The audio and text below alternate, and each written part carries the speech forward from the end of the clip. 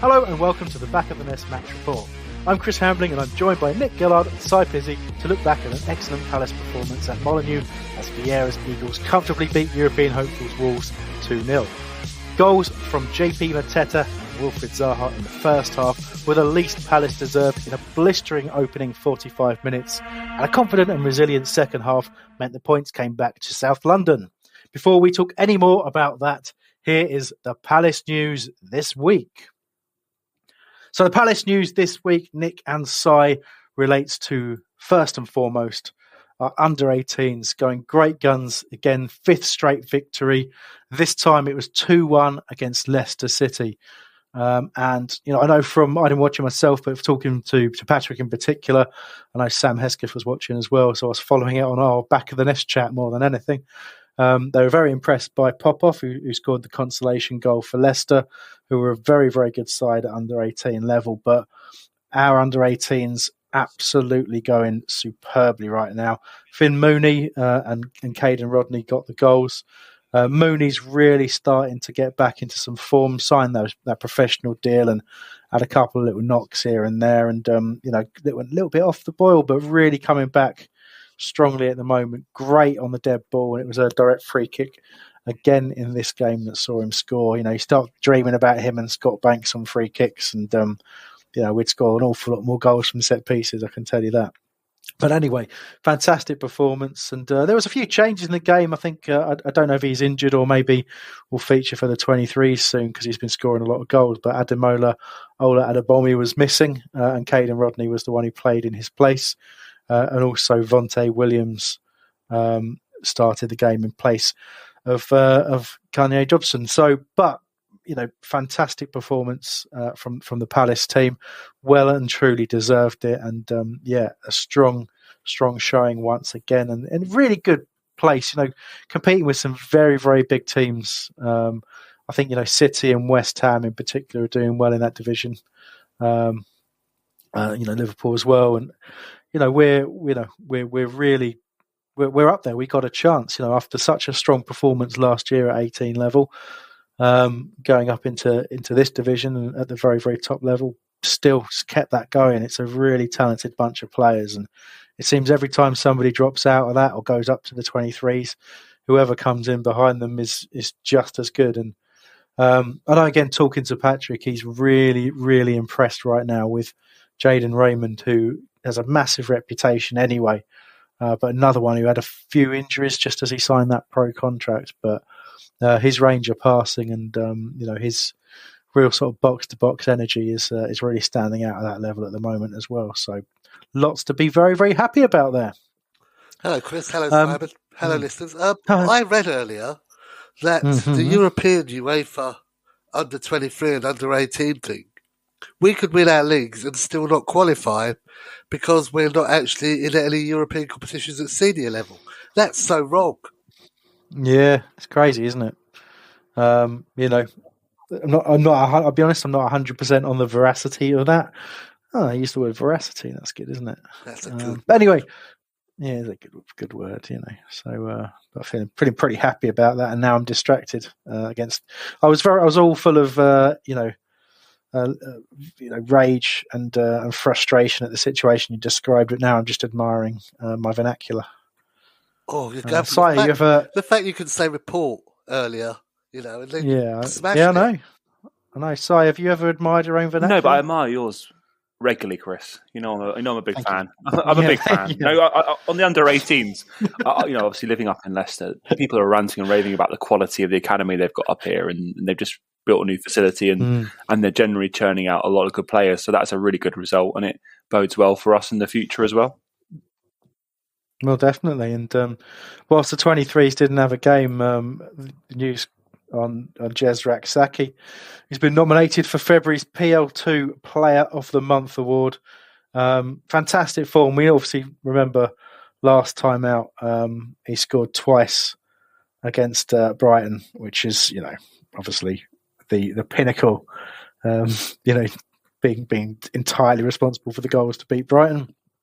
Also scored against Spurs as well, and been a really, really strong showing from him in this last month. But all season, he's been excellent, and I was shocked, gentlemen, to read, and I want you to steady yourselves for this, that he scored 15 goals in 21 games this season. 15 goals in 21 games. That's not even counting the assists, because he does play out wide. He has assisted plenty of times as well. He's probably pushing, again, I don't have the stats for the assists, but I would suggest, in goal involvements, he's pushing at least one per game right now, which is, at 23 level is very, very impressive. What's really heartening is knowing that the under-23s and under-18s are both playing in a Vieira style as well. So it means that they'll be able to step up really easily when the time comes. Absolutely right. Things are going very, very well in that respect. We've obviously not long redid our academy facilities ourselves, but this group of players didn't have the benefit of that.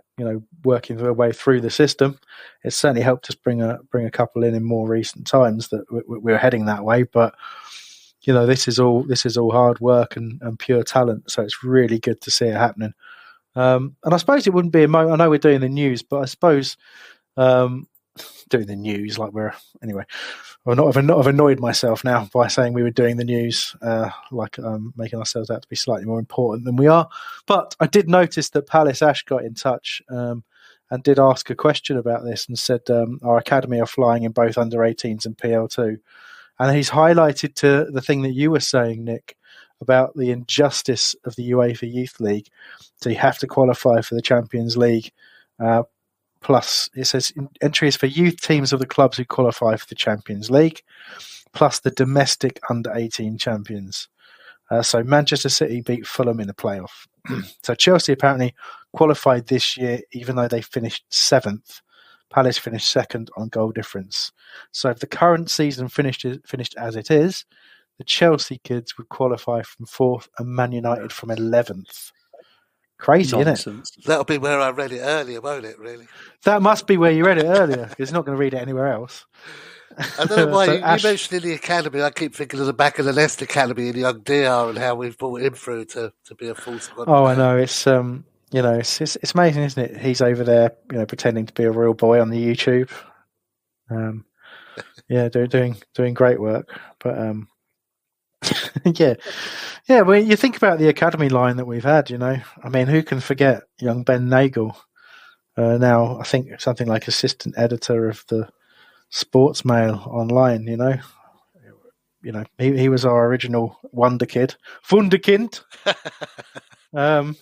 Anyway, Nick, you have distracted me once again, and so I'm now going to return to the last bit of news, which was an unfortunate defeat for the Palace women's team against Coventry, who have incorrectly named themselves Coventry United. We all know it's Coventry City. They're playing in the wrong colours as well, certainly in this particular picture I'm looking at right now. But it was a narrow defeat at home. It was, unfortunately Palace had a few injuries to contend with throughout the course of the game, and also had Grace Coombs sent off, which made things even more difficult. But it was a really valiant effort, continued to attack and weren't far off, scoring at the very end there from a dangerous corner. But such is life. Lost, but been in decent form and doing relatively well. And they go to Lewis for their next game, who are a very, very good team at that level indeed. But that'll do for the major news. But we did want to mention, obviously, that this is on the day of recording this, we've been told when we're actually playing Everton, Nick, and there's something quite interesting about when we're playing Everton, right? Yeah, 12:30 on a Sunday. The first trains from Liverpool on Sunday morning get into King's Cross at 12:50. So that's a bit rotten, really, isn't it? Yeah, I mean, obviously, I'd be absolutely livid if it was the other way around and we had that situation ourselves. I find it slightly funny, but it does show you the ridiculousness of the TV schedule at times, how they're not thinking about, the I nearly said the proper fans. That's a horrible way of saying it. I don't mean that, but you know what I mean. It's the people who are parting with their cash, parting with their time, who are dedicated and fortunate enough. You always have to add fortunate enough to be able to afford the time and money and opportunity to go and follow their team. But they can't realistically without staying over the night before. So it adds a whole different complexion on things for them, which is a real shame. If we do defeat Everton, which looking at them as we record this, Tottenham are doing their win one, lose one kind of sequence and winning quite well. Will Wembley potentially be your first game of the season, Chris? Will Wembley be my first game of the season, did you say? Yeah, if we get to the semis. I'll undoubtedly, if I haven't braved the situation prior to then, I'll certainly brave it then for sure. It's those things that you can't miss. I am intending to brave the crowds for the first time when we play Leeds on the 23rd of April. That's the game that I've kind of set aside, and I'm intending to go the following week to Southampton away. That's the plan. There's no way Chris will miss a semi, so we shall see. Chris, so you won't miss the chance of going to a semi, so you'll be there, undoubtedly.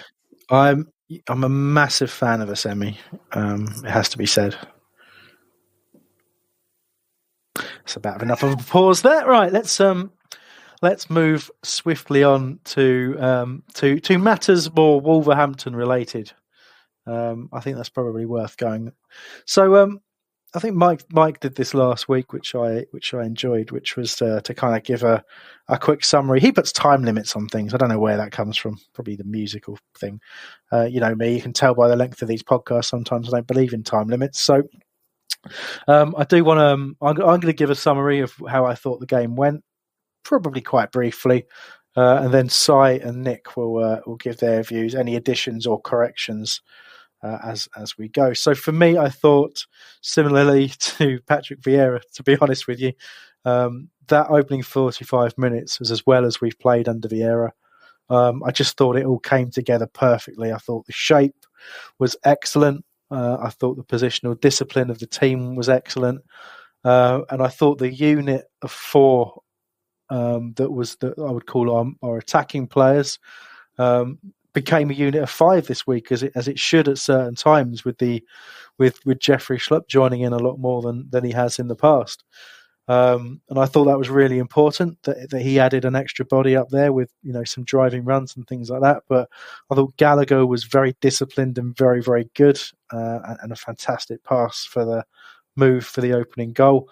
Elise and Zaha looked very dangerous. Elise is a ridiculous player. I'm sort of getting ahead of myself, but the kind of dancing feet and the shot towards the top corner just before half time was absolutely sensational. And we've got a real player on our hands there. He's just getting better and better. But it was our old favourite Wilfried Zaha who I thought was outstanding. We'll talk more about that in a bit. But a great first half. Mateta led the line pretty well as well. Got the all important goal to open the scoring too, and we just looked very, very solid at the back. But the second half, it's not a lot you can do about the fact, Wolves are a good side. They've had a little wobble of late, including the game against us, and they didn't start in a particularly positive manner, which I thought was a little bit odd. I expected a lot more from them, but their setup seemed to be really well negated by our system. Their wide players couldn't get forward because we were just giving them way too much to cope with. I thought we pressed really well high up the pitch. We were in the first half pressing in the final third. The second half, they did adjust things at half time. They did come back into it. And I thought we just weathered that storm tremendously well, and it's easy to say we didn't play as well in the second half as we did in the first, but in some ways, the way we played a different game in the second half. We played a containing game. We showed real discipline. We had players chasing back and tackling, and none more so than Zaha again. When you remember that moment where he chased back and tackled Ruben Neves at the last moment in the box, and you just think that's Wilf Zaha. in the centre of our penalty area, making a goal-saving challenge from playing wide left in a front three. And you just think, that's it. That's exactly what it should be, that level of commitment. So for me, a very, very pleasing performance, the probably most complete performance we've seen under Vieira. And it shows the kind of things that he's been talking about, which is making progress every single week. When you have a bad game or a couple of bad games here and there, learning from what went wrong. So I think he's learning as a manager. I think the players are learning from their mistakes and things that they don't execute well. And I'm really, really positive about it. And this was a fantastic game. There you go. That's my summary. Anybody want to add anything to that or any disagreements there? I'll start with you, Si. I think it's a perfect summary, Chris. I think it was one of the best Palace performances I've seen in a number of years. Not just the result, which was fantastic, but the way we dominated the ball and the way we moved that Wolves team around as if they were 2 or 3 divisions lower than us. And the threat of Elise and Zaha on the wings reminded me of Balassi and Zaha in the promotion year. It was fantastic, and the Wolves are no slouches, but they had no answer to the way we moved the ball. And I have to say, there's one masterstroke of a lineup decision, which I think changed the way we played the game and actually added significant pressure on the opposition. But I think it probably needs to come back to you, Chris, for a bit of a confession as well, because that one selection, which made a big difference, may have evoked some strong feelings from yourself, didn't it, Chris? I've got no idea what you're talking about. Nick, what did you think about my summary of the game before we get into what Si's hinting at, which I will talk about in a sec? I think you covered it quite well. There's a couple of bits that I might add on to it in a little while. It was interesting that Wolves didn't really get into our half at all until at least the 10th minute. And I was just glad that our keeper, Vicente, was able to touch the ball. But they were tepid, Wolves, whether that was us being really, really good, because as Si said, it was one of the best performances we've had for many, many years. Possibly, obviously we've had results against Liverpool where we've managed to get draws or win, or we've beaten Man City, but for a complete team performance where everybody did their job really well and over and above what they usually do, that first half was something else. It really was. Through Gay carrying the ball forward, Anderson pinging the balls, Klein really settling into that right back slot, Mitchell just so at ease now in that left back position.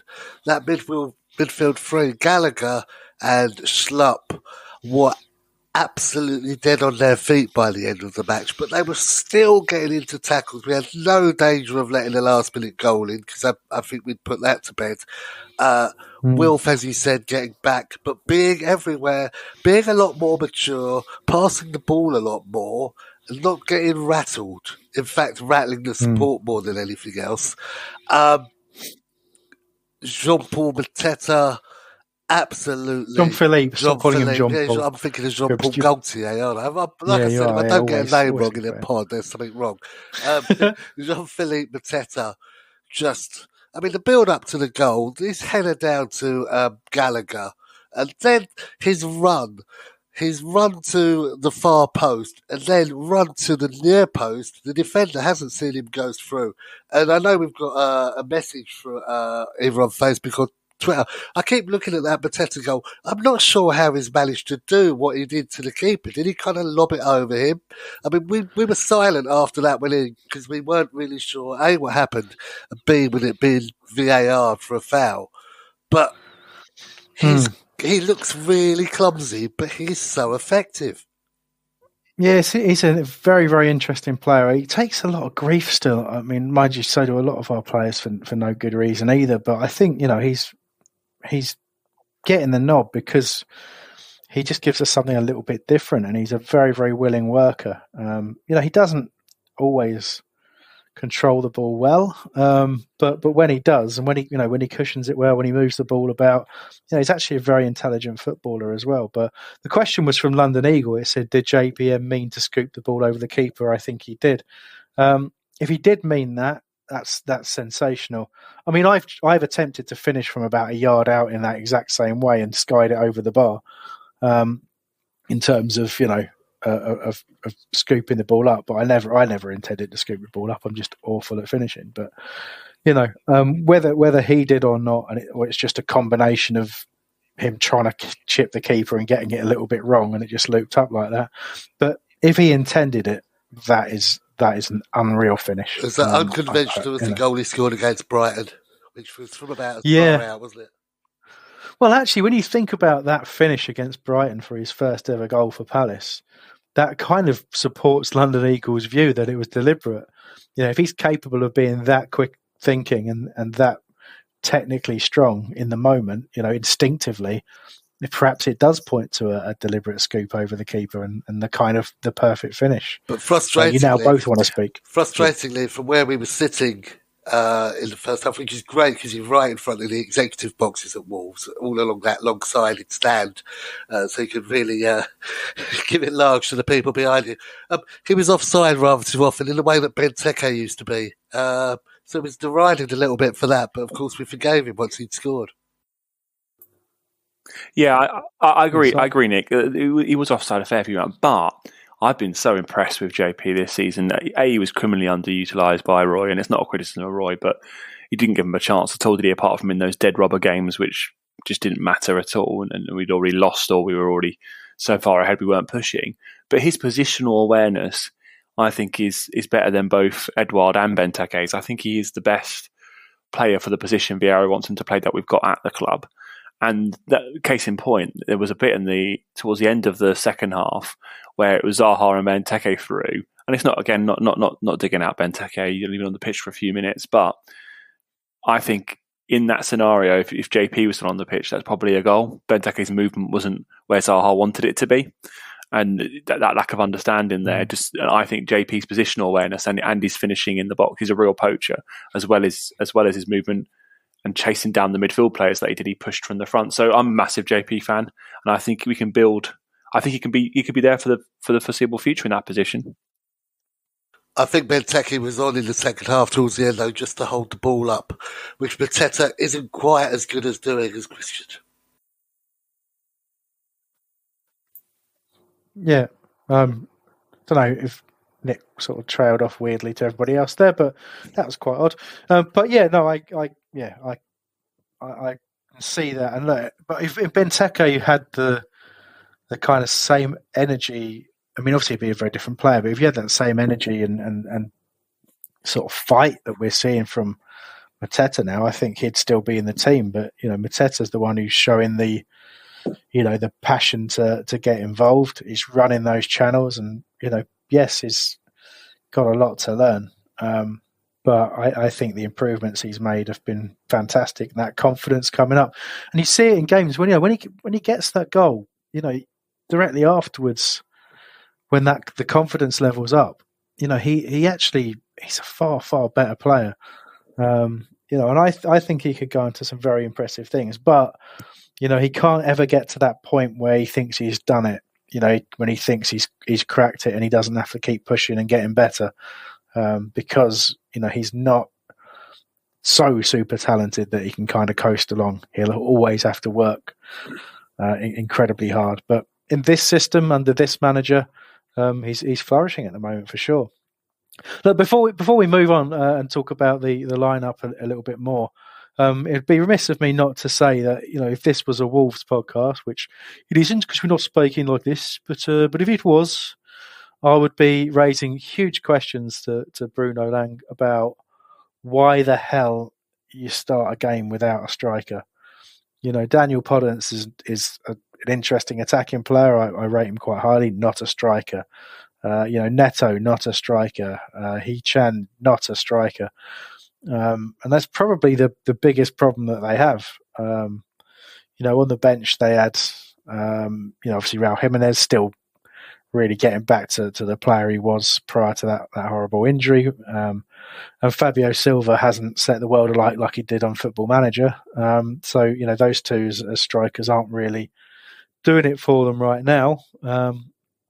But that there would be question marks for me on that. I thought that was the reason that in the first half, we didn't see anything from them in terms of any attack. So I do want to say that because I think that played right into our hands. But we still had to do the research. We still had to come up with a game plan to take advantage of how Wolves had been playing recently, and we certainly did that. So we'll talk lineups now. And yes, as I mentioned earlier, it is a bit of confession time. So I reached a point prior to the game kicking off where I decided to kick off myself. So in our Back of the Nest chat, we often share our thoughts on the lineup, and those thoughts aren't often modified. Like, when I put stuff out on my personal Twitter, I tend to think about it a little more. So it is our conversation between us. It is, it's where we say not necessarily what we really think, but it is us unfiltered. And I reached a point with looking again at a lineup that had been picked, where we had on the bench a central midfielder in Milivojevic. We had a central midfielder in terms of Eze, arguably, a central midfielder in terms of Hughes, and a central midfielder in terms of Jairo Riedewald, who'd scored the previous week. I'm looking at those players, and I'm looking at Jeffrey Schlupp being picked in central midfield again. Now, at the risk of boring everybody, I'm not anti-Jeff Schlupp. I like him as a footballer. I just think he is better placed as a Zaha backup if Zaha's playing left, or if Zaha happens to be playing up top or somewhere else. I think Jeff can do a really good job out wide left. If we were to play 4-4-2, I'd like him as a left-sided winger. Don't really like him as a central midfielder. So prior to the game, I said this again, and I said, look, I hammered Roy for it, so I've got to be consistent, and I've got to hammer Patrick Vieira for it as well. Even though I love the football under Vieira, and I think he's done an incredible job since he joined Palace, I don't get this. I don't understand it, and I was not holding back. I talked about Schlupp's positional sense. I talked about the fact that when he plays central midfield, he often loses the runs of attacking players. He seems to jog around. What else did I say? Oh yeah, the fact that he's one of the quickest players at the club. You never see him running forward with the ball. He just plays an easy pass left and right. Yeah, all those things. Can I quote you, Christopher? Try it out. Yeah, please do. Scored, but was awful otherwise. I don't get it. It has to be my failure is there can't be a whole management structure thinking he's absolute turd, but he's a nice guy, so we'll pick him. Maybe he's a tactical equivalent of a sacrificial anode. I did call him the tactical equivalent of a sacrificial anode. There you go. Which amused me. Enjoy that metaphor, engineering fans. But I was hugely wrong. Massively. And I did, to my credit, I did say I must be at fault here, because clearly I am at fault. But look, I will say, in this one game, Jeffrey Schlupp did everything that I expect of him. And why I get angry with him when he's in central midfield and he doesn't do it. Because he was absolutely key today. As Si said, he was absolutely the reason we started the game on the front foot the way we did. Right from the off, he gets that chance. And yeah, I could get picky and say he should be squaring it. But he got caught between shooting and squaring, and it ended up being a bit of a waste. But seeing Jeffrey Schlupp make driving runs forward with the ball, using the power and pace that he's got, when he is direct, when he is running from midfield beyond the defence, he is a real threat. And it just drives me mad when he doesn't do those things. And no, he's not being picked to do that. We've got Gallagher to be the runner from midfield more often than not. But it has to happen at times during a game. And I point to the likes of Mark Gay and Joachim Andersen, from central defence. They will occasionally come out of central defence, run into midfield, run beyond the lines, create a different option, create a different angle. And I just think, to me, I mean, Jeff Schlupp must be following orders because he's not being dropped for it. But to me, he doesn't move around generally enough from the central position. So I basically had my fill of it, and I just feared exactly the same. But I was so wrong. So I have to hold my hand up and apologise to. If we hadn't brought it up on the show, I wouldn't have had to apologise to anybody. You didn't apologise. I was to wrong. The WhatsApp group. We're still waiting for that. Yeah. Well, you're not going to get that, are you? It's just not the his not the dive. Well, it wasn't a dive because he was fouled, but he did. It was like off of a diving board once he'd been tripped, but burst it forward. But that was real possession there from Palace. We had about 4 or 5 goes at shots and keeping the ball and then running it back in again before we actually got that penalty. So it wasn't like Wolves were smashing it clear. We were somehow getting the ball back and going at them again. It was relentless. No, that is, and I'll let Si speak in a sec. Sorry, Si, but that is what one of the things that Vieira is about. That's what he's talked about before. It's that it goes back to how Arsenal used to be when he was, at his best there, where you couldn't get out.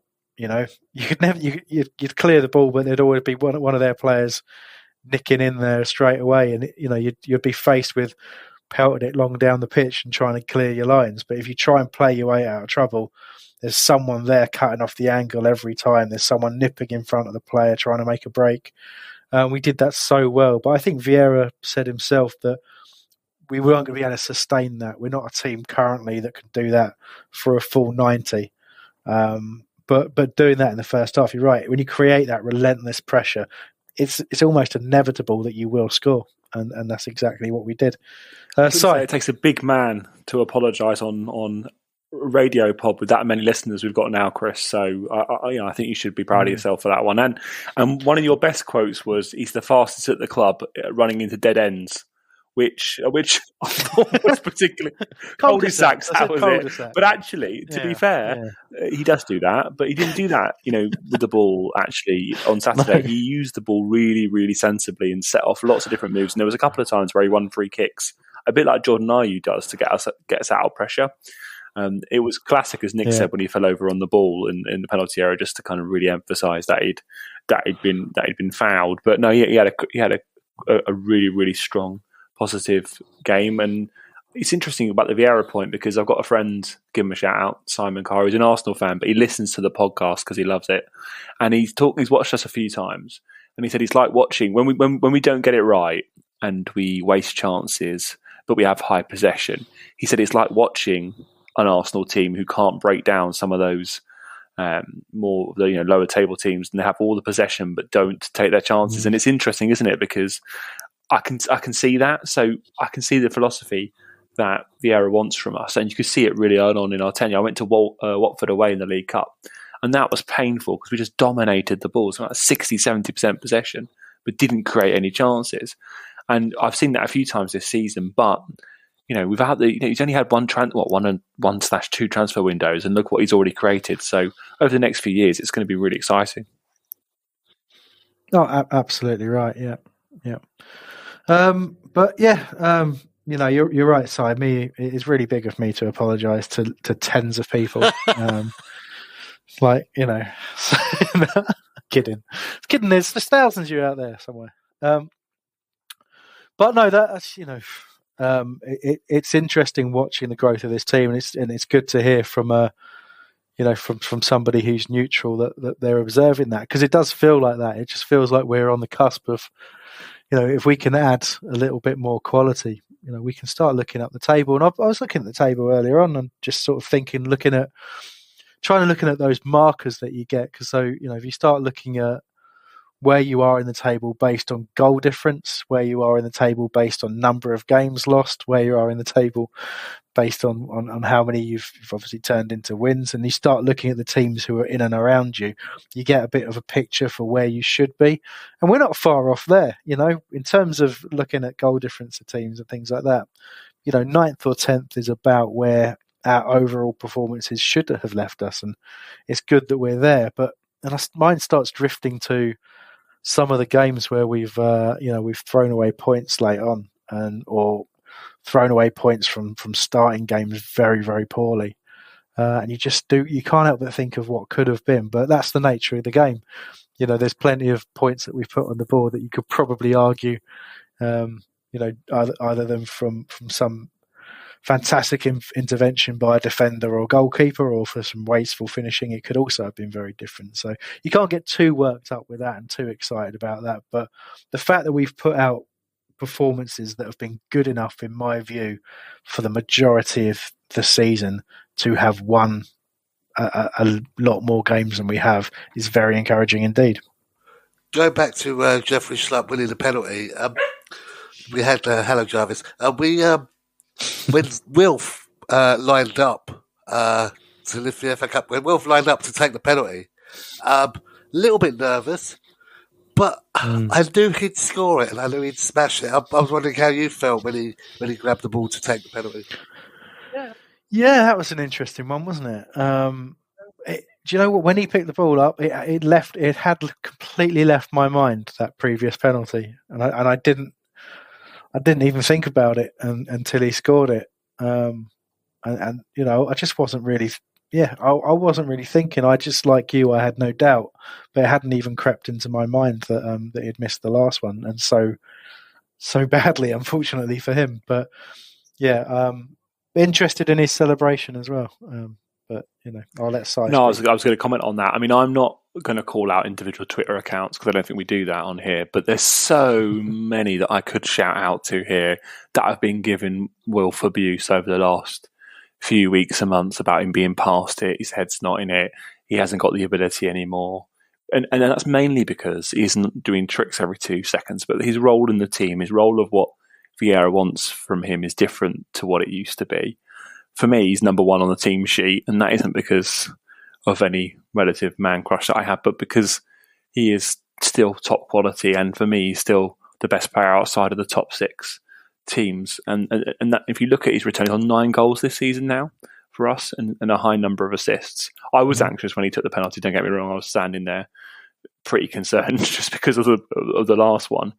But I was so glad, and when he ran over to the fans and gave us that celebration, I mean, I was the opposite end to that, but you definitely know what he was getting at with that. And actually, hopefully, he can continue to prove those people that need to sit in a dark room for a while wrong by performances like he put on Saturday. The way he celebrated when he scored against Norwich with that fantastic goal, running up to Vieira, cuddling him, we've had no speculation about him leaving. He seems a lot more settled than he used to be. It always used to be, Wilf's off, Wilf's going here, Wilf's going there. Even the talk of him going at the end of the season has died down. I wonder how much that settled him and made him a better player for us. Well, certainly not drawing attention to it helps, but I think it's also the source of a lot of the anger at him, because he was so,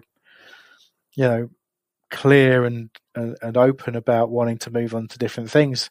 That opportunity didn't come. Obviously, Arsenal did put in a bid for him, and we weren't prepared to structure the deal the way they wanted to, so they ended up doing a similar deal for Pepe, and probably massively regret that. But look, whether or not, I mean, at some point, there's got to be the question over whether or not he will sign a new contract with us. But I dare say we'll be trying to ask him to, because he's got a long, long time left. But you said it there, Si, and that's my big thing. I don't think he has anything to prove to. I don't think he does that to prove anything to people, and I don't think he feels any need to prove people wrong. I think he's got ultimate belief in his ability, and has every right to do so. But I think what he's probably asking is,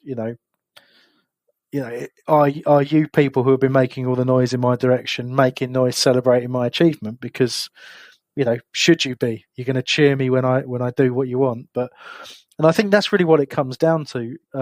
Everybody, there's nobody beyond question. Even Zaha, even for me, our best ever player, is not beyond criticism in a constructive way, but I don't think you should ever really doubt his commitment to Palace. But I think most of all, it's about that expectation. For a lot of people, there are some people out there who just have a degree of prejudice or have taken a dislike to Wilf because of perceived attitudes or things like that, and I don't really have any real time to get into that, and I don't have any real inclination to want to give any time to that kind of discussion right now. But in terms of questioning him as a player, he's changed as a player, and I think if people stop for a moment and think, they'll realise he's a far better player now. But because he's not tearing it up and beating the same 2 or 3 players out wide over and over and over, all of a sudden it's Wilf not trying. But you've got to understand, he's had years and years of coaching and developing and realising what's most effective. And he's an incredibly effective player right now. Even when he's not playing tremendously well, he will impact on the game if he's got the ball in the right areas. But, if you expect to turn up every week and watch Zaha as he was as a teenager and lad in his young 20s, where it was all raw pace and skill and beating players, and all that kind of stuff, then you'd have to travel back in time, because he's not that player.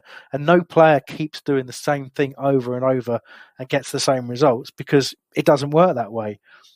People double up on you, people come up with tactics, people kick you. You have to adapt and change as you progress through a career. And I'm not saying anything groundbreaking here. I'm not this is not me thinking it's an aha moment and I'm sharing some incredible knowledge with people. These are obvious things that everybody knows, but for some reason they shut themselves off to that, to criticise Wilfried Zaha, and I don't get it. I will never understand it. The last 3 games, he has been absolutely superb, and Vieira himself says it. It's not just about him on the ball anymore. Off the ball, he does a tremendous amount of work, but people want to remember the moments where he might get something wrong, or might make the wrong decision, or might get a yellow card for being fed up with being kicked or something like that. And that becomes, for some people, how they want to define him, which is just a real shame for them more than anything. That tackle in the second half was almost as important as the goal he scored from the penalty as well, which shows how his game has developed. I think you're spot on, Nick. Yeah. I was in the concourse at half time, and this bloke turned around to his mate who had glasses on and said, Zaha's been completely anonymous in that half, if I can say the word properly. And I turned around and just looked at them and said, I think you need to borrow your mate's glasses. Because I just couldn't believe what he was coming out with. I think the people expect him to take the ball off Guaita, run it around 11 players on their team, run it around the 11 players on our team, and then score, and then he's had a good game.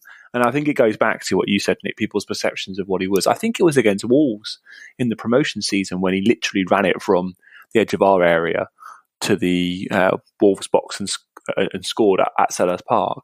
He's not that same player anymore, but doesn't mean he's not any better. In fact, as you said, he's actually better. No.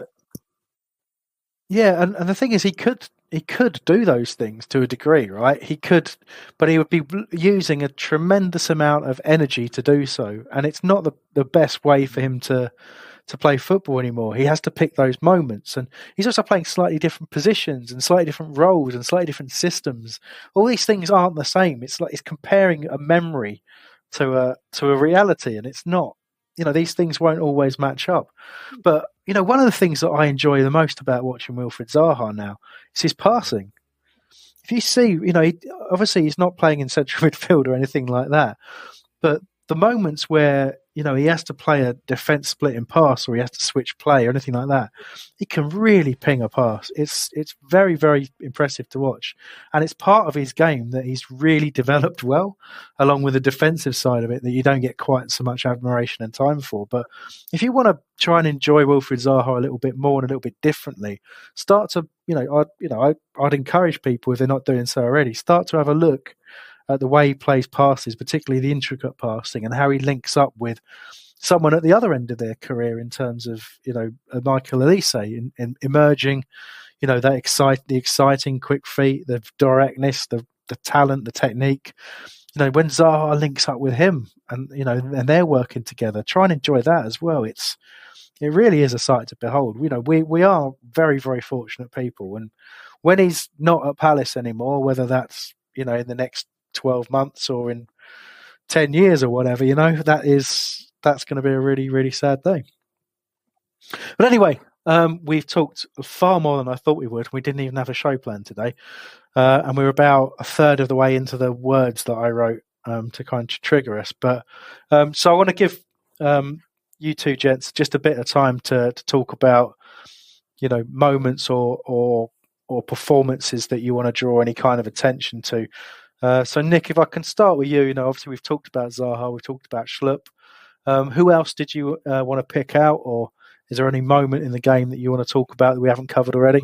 I think it's just not individual players, but how we played as a team. And you were talking about Zaha being the focus for tax before, and he's not like that anymore. We've got so many players now that when they're on the ball, the opposition are going to be scared. Gallagher, when he's on the ball, frightens the opposition. Elise frightens the opposition. Even Gay coming out of defence frightens the opposition because they just don't know what we're going to do. And we've got so many players that can play so many different roles while they're still in that same position that it's incredible. My only fear is that we keep this squad together and build on it at the end of the season. Big shout out goes to Anderson when Vicente was booked because the Wolves player put the ball down and Vicente had the audacity to pick the ball up and put it at the other side of the area before he played his kick, got booked. Anderson just held up 2-0 to the Wolves fans, which they didn't like very much. So I really like that. And we've got a really, really good team spirit going. And I don't think players mind being on the bench if they know they're going to come on and be part of a winning team. And it's just the only way is up, as Yaz once said in our promotion season. Indeed. How about you, Si? Is there any particular performance that stood out that we haven't covered yet, or anything that you feel we should be paying a bit more attention to? Obviously, Elise was brilliant, and his touches, his control of the ball from picking out in the air was just immense, and then he's taking it around. Their players didn't know how to handle him, and he was brilliant. But I thought the two people I'd stand out were Klein. He had a great game, and I forgot how old he was. You know, when you look at how he played, his mobility was very good. Sorry, he's getting struck in. And then Gehi he's just something else. And his composure, his knowledge, know-how, he's put the ball with the feet. He's just brilliant. He is, like you said, Nick, if we can try and keep those players for a number of years, the future's bright. And we've got a new song for Mark Gehi, which is classic. I heard it sung in the stands and Nick requested I sing it today. I'm going to try my best here, Nick, just for you. But it was to the 1970s classic, You to Me Are Everything. So it goes something, as if I can remember it, I heard. It went something like, You to me are everything, you hear the Homesdale Road End sing, Mark Gehi. I can't sing, but that was roughly what it went like. And they did it over and over again, and I've just been singing it. I can't sing, but I think once you've heard it, You to Me Are Everything, you hear the Homesdale Road End sing, Mark Gehi. It's classic. It's going to be a big one, isn't it, Nick? I like that. Yeah, I'm going to lie. I like that, yeah. You're better than Hesketh at singing. But don't tell him I said that. The only thing I'd add, though, right, is I've never known a set of fans who have been so wound up and riled up by a 7-year-old.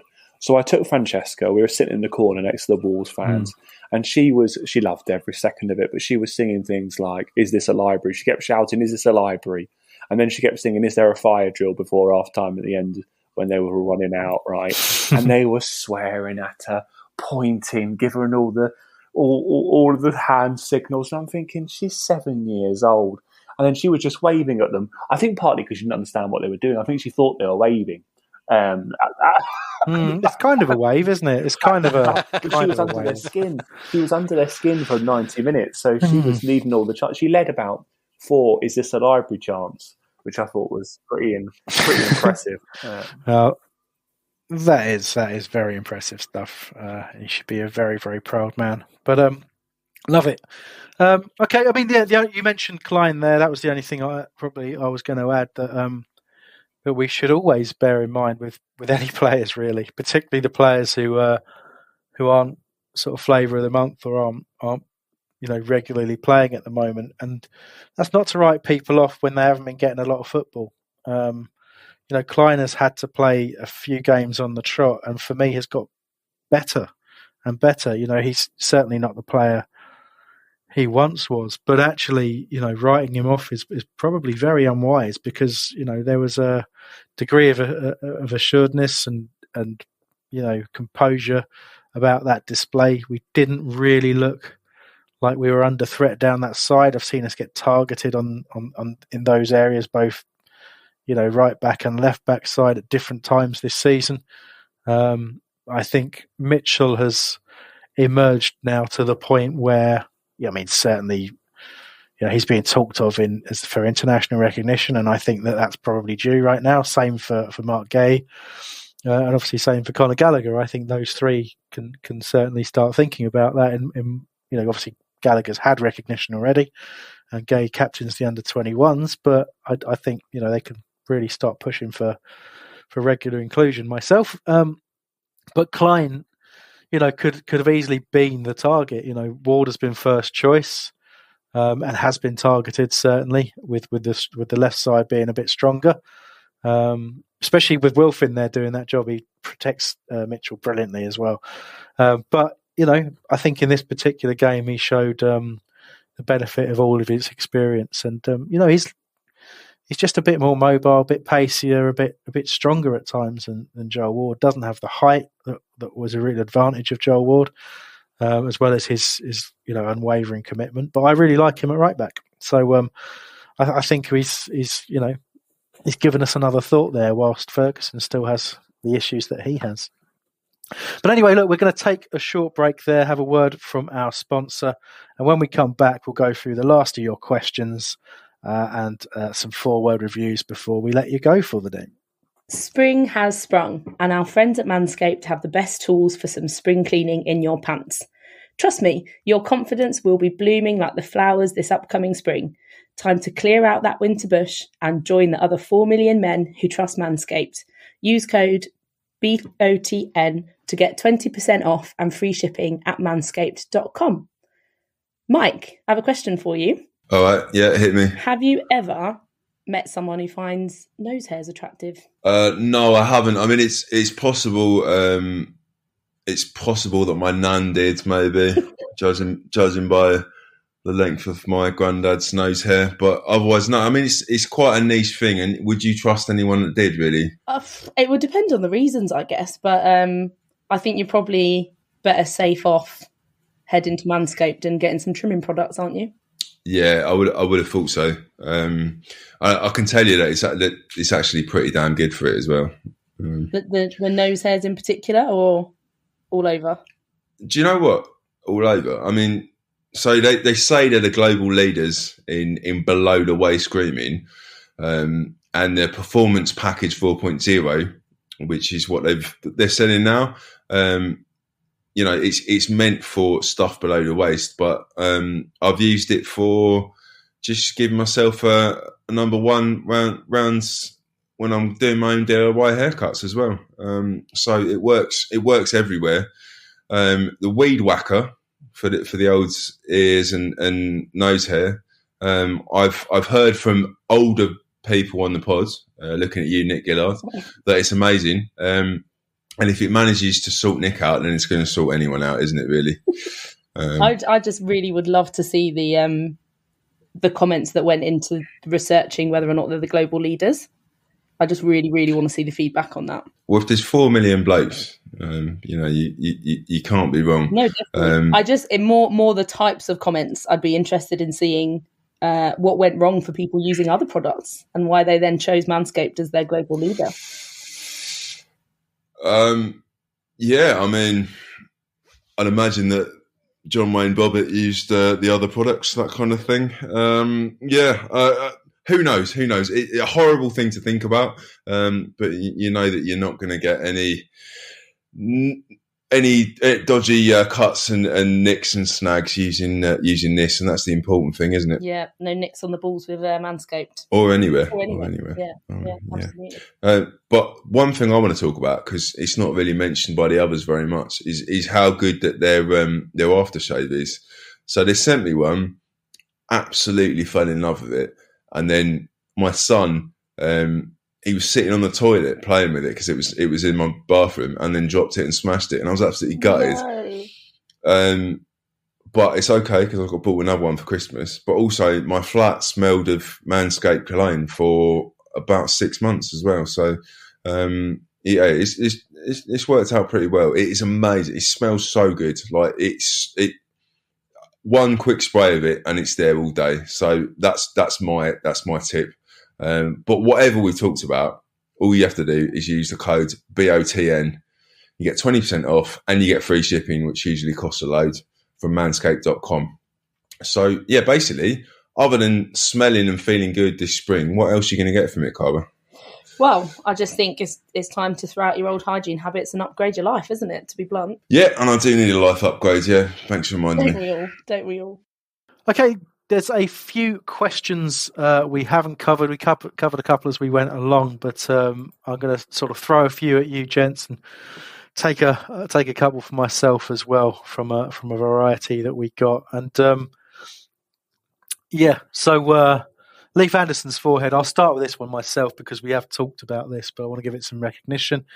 And he said it was that Schlupp's best game for Palace. Thought he was fantastic, especially first half. I wasn't happy seeing him start, so happy to be wrong. And, obviously you would have heard already that I'm very much in the same place with that. I wouldn't necessarily say it's his best game for Palace because I think he's had some outstanding games, especially in that spell when he played wide left forward for us for a consistent period.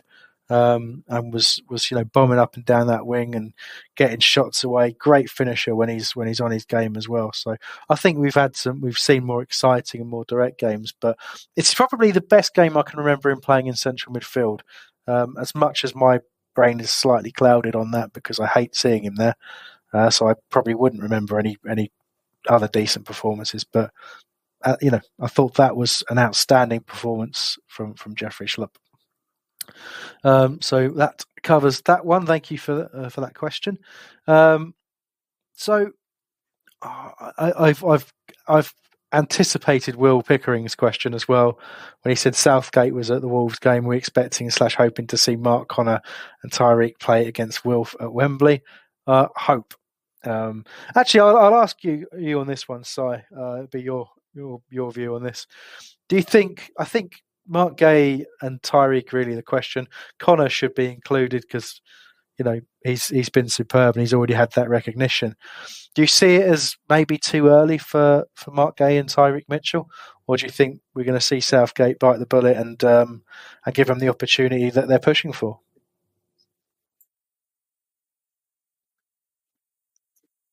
It's 100% not too early, but there is no chance he gives them the opportunity because it's Palace.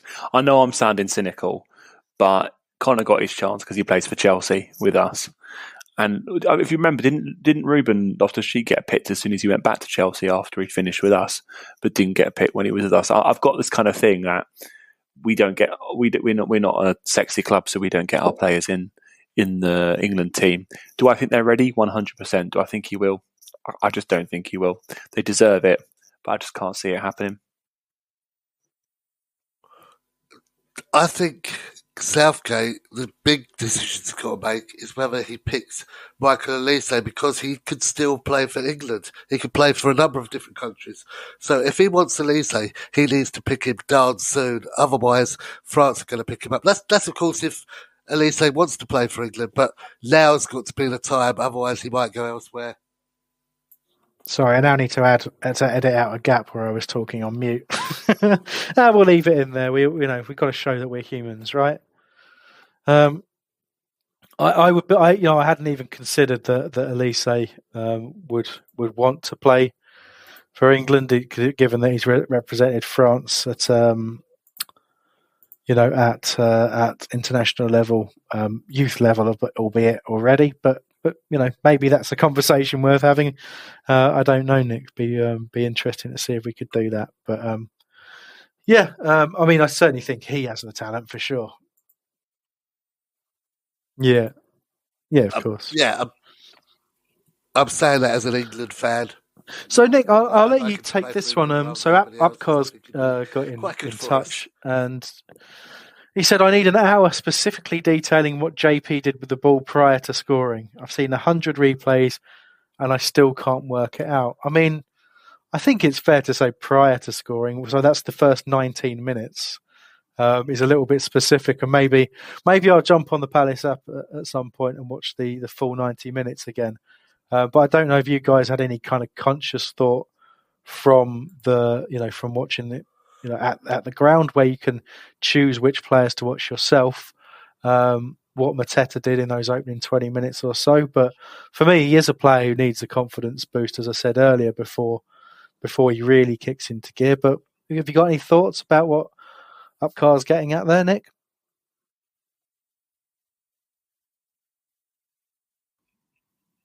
Well, with regards to the goal, I think you're going to have to wait till you get the Palace video. I can't remember what it's called, where they just show highlights from the game, but from kind of ground level behind the goal. I think that's going to be the best view of it. I can't remember what they call the little videos they do of every game. Where we've got our own cameras at the ground, but TV cameras, because you really couldn't see what he was doing with the keeper there.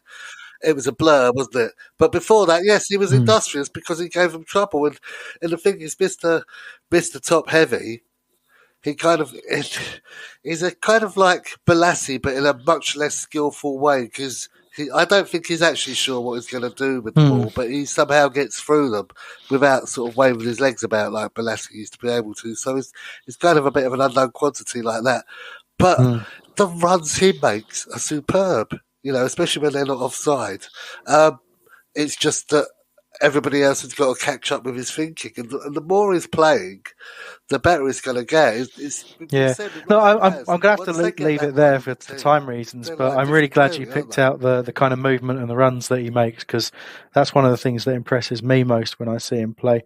There's, the word raw gets thrown about a fair bit, and there's elements to his game that feel raw, but yeah, he's just, he's doing okay, and I understand where some of the criticism and questioning comes from, but I think there's a very talented player there. Paul Nash got in touch and said, "Is this our best change since 1991?" Well, I think chance is what it means there. Is this our best chance since 1991?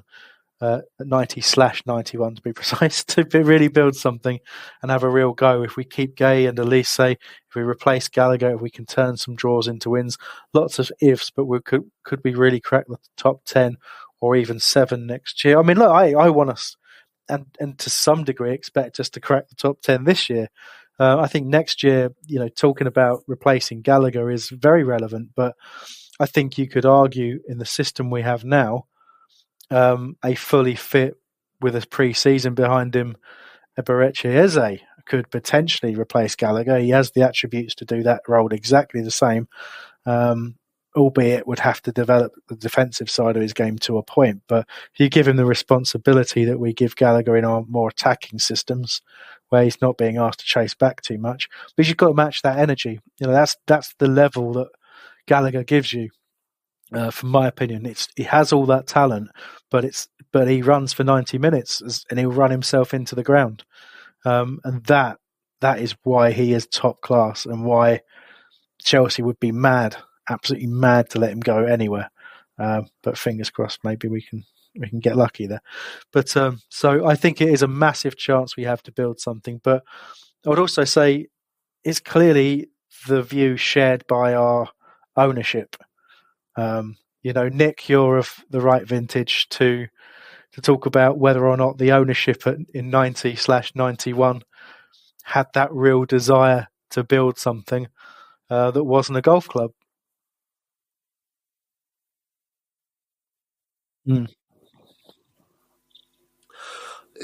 It's completely different owners now. Bless one knows.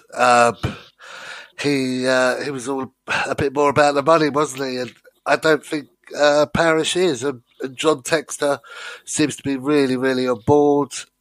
Be interested to see if we get any Brazilians over from Botafogo. And he just seems to get it. And I know we've harked back to the interview he did with The Athletic about why Palace, but he really gets us. And I think the Brazilian team have got the same kind of ethos with their fans. We've got the community going. Obviously, we've still got to think about the new main stand because we want to develop that way. We want to get more people into the ground. But yeah, I'll say it again, as Yaz said, the only way is up. Yeah, there you go. That really would be everybody leaves after that. I think we should be fine. But, so look, some quick fire ones now, just to finish with, and we'll do some of our favourite forward reviews at the end.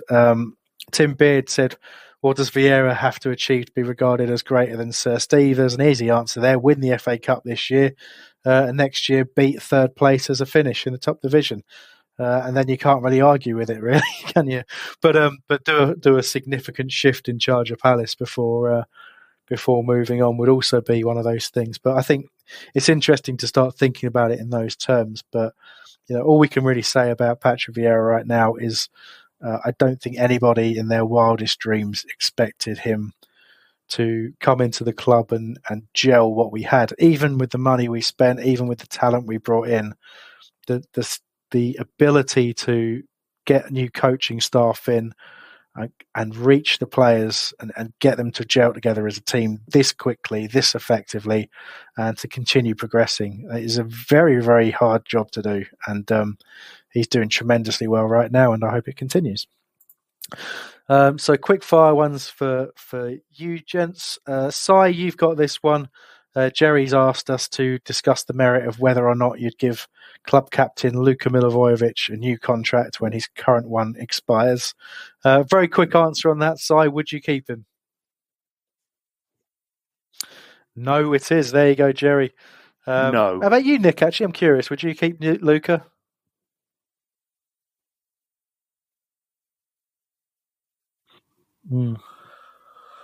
I don't know, because he was quite good when he came on the other day. Probably, if we can upgrade him, then no. Yeah, that's all I would add. I think he's been great for us, and I think he was a really important signing. And I'll be honest, there's a large part of me that hopes somewhere he rediscovers the effectiveness that he had playing alongside Johan Cabaye, where he was outstanding. To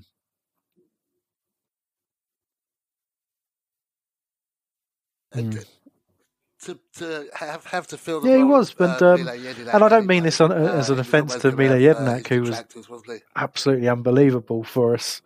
But Luka's a far better footballer than Jedinak ever was. But yeah, his form sort of fell off a cliff a bit, But who knows? You never write people off, really. Mark Werner got in touch to say, do we think that the sale of Chelsea could help or hinder our possibilities of keeping Connor? Richard Evans said along the lines of there would still be many other clubs after him. And I think that's another thing. I think the sale of Chelsea could mean anything, really. We just don't know what's going to happen there, and it's very much a watching brief. But yeah, if it means Connor gets sold, then yeah, I think you can look at a lot of clubs, home and abroad, who would be competing for his signature, and we would have to just cross our fingers and hope that we not only have the money, but we have the stature to convince him that Palace would be the right place to go. I don't hold out any hope at all, other than that tiny thing that keeps you watching football all the time. That's true, Nobody will love him as much the as Palace fans give it, and I think he knows that. More of a shot than we ever had. It would ever have if we weren't, the club and the fans that we are. Otherwise there would just be no chance. And finally, Martin, you go. Wouldn't it be a shame? It'd be awful. So would it be a shame if we got to the FA Cup final against Chelsea? But there you go. Martin asked where MacArthur was. I heard Patrick Vieira talk about somebody being injured, and I don't know if it was him or not. But yeah, not selected. Not sure. Don't know. Don't know if either of the gents know. But there you go. That was it. Yeah. Okay, there you go. Which is a shame. Obviously, come back from a hamstring injury. Chris, he said he was injured. Hopefully, nothing too serious. But we coped brilliantly without him, and it was an outstanding display from Jeffrey Schlupp in the centre, which helped. But man of the match for me, Wilfried Zaha. Just to summarise there. Anybody else got a different man of the match? Yeah. Okay, so let's end with a few 4-word reviews. Nick, have you got yourself prepared for a few of your favourites?